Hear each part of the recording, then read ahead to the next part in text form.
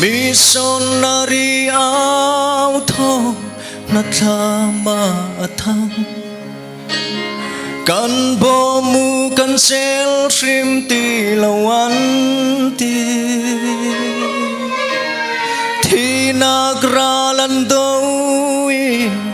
nun nak tiang an pe chan tu ngây lâu ngạc tra băng inan sa me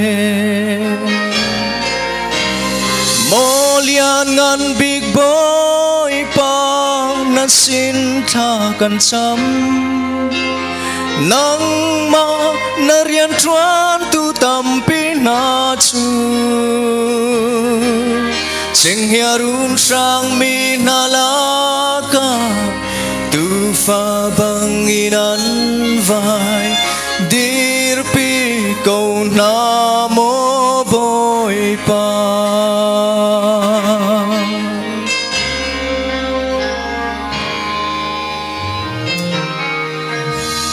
khu pilin than cham se tan ra laka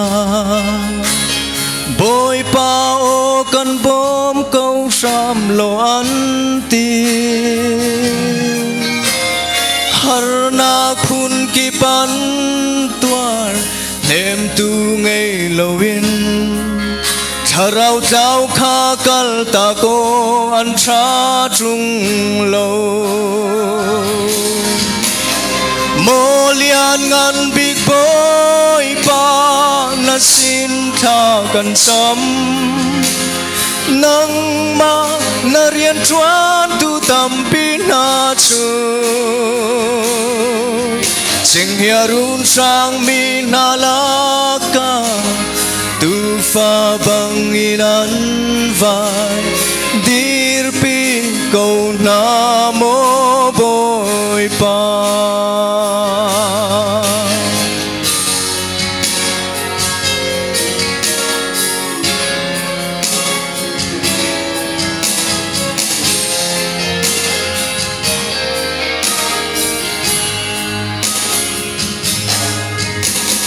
boy pa na rian ruanga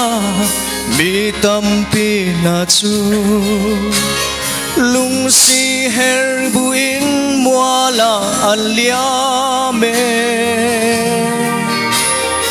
mi tampi nun nag song sem vel nak antuar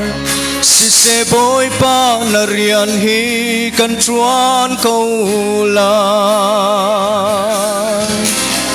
mo lian ngan big boy pa na sin tha kan sam nang ma na rian chuan tu tam pi na chu cheng hiarun sang mi na la ka tu fa bang inan vai dir pi câu na mo boy pa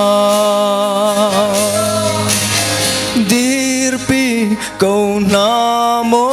boy pa boy pa ne sun pa nak chau câu se